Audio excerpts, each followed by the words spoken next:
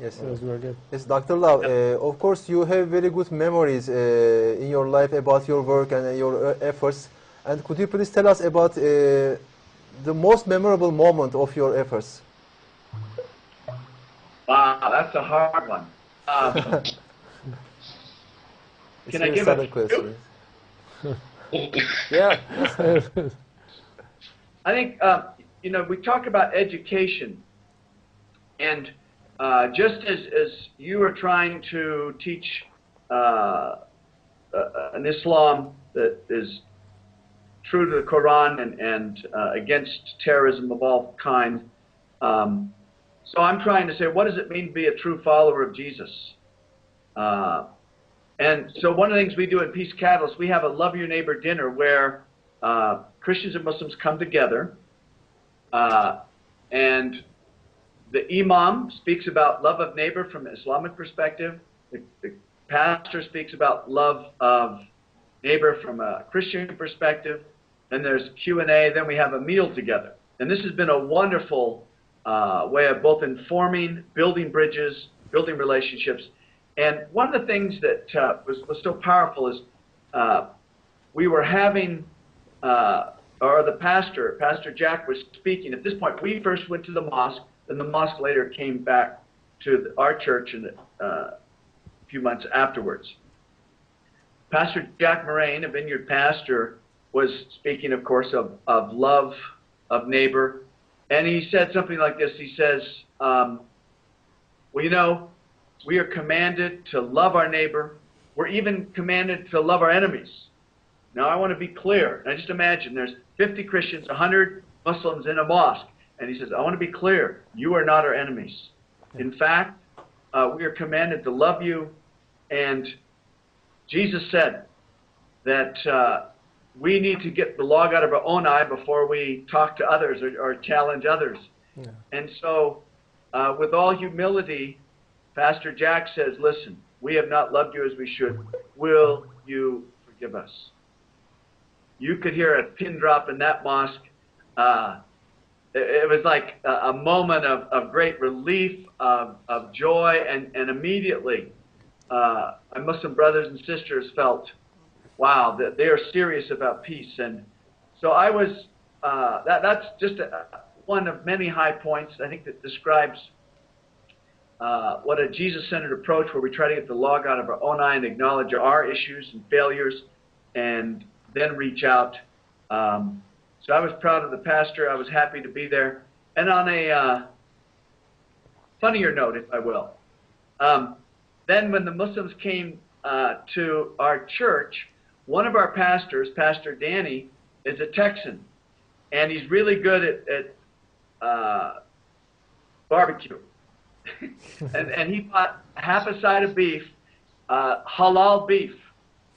And he made barbecue for our Muslim guests when they came to our church. And we had all kinds of Middle Eastern food, then this halal barbecue.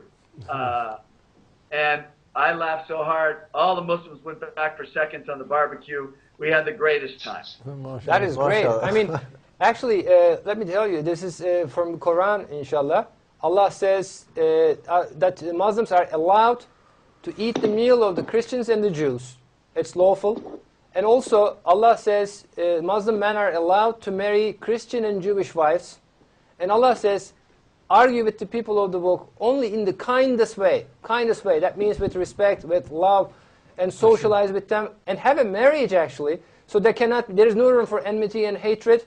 And the people of the book have to be respected. Allah says monasteries, churches, synagogues, and mosques, where Allah's name is mentioned much, are the places to be protected.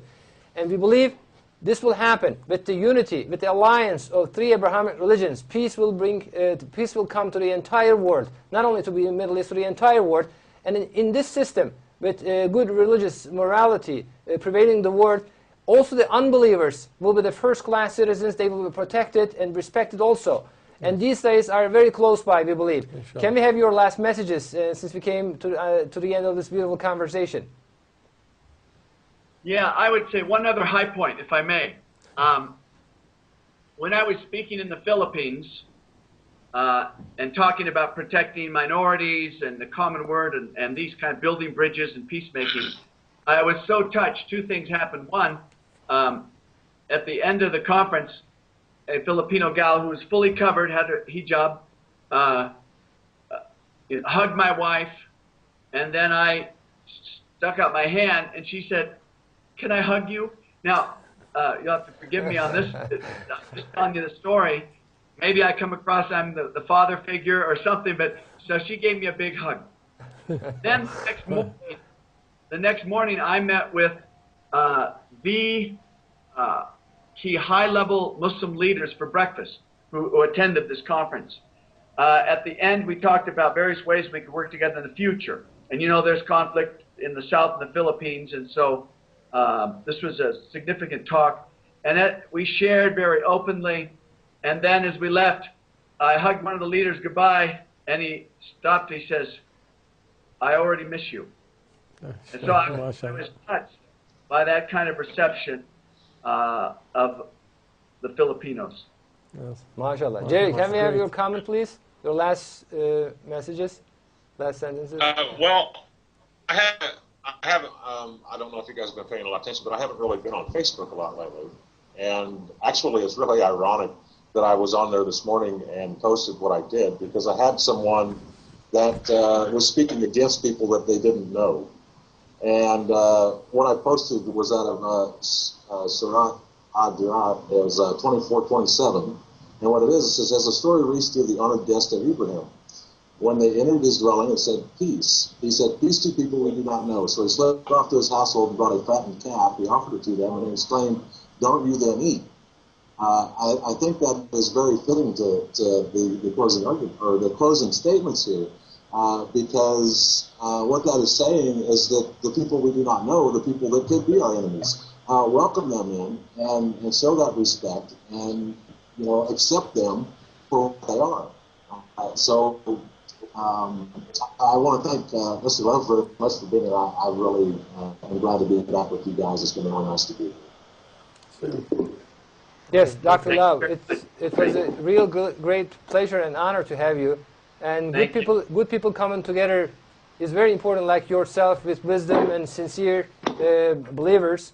And this will generate power, and the other people will follow that, and the politicians will follow that. So religious people have to step forward.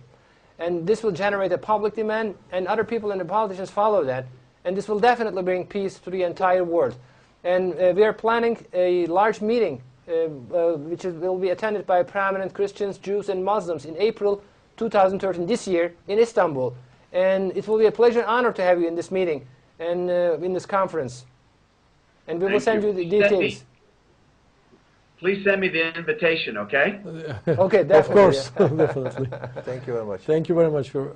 Dr. Love, thank you very much for joining us, and Jerry also, thank you very much for your valuable comments.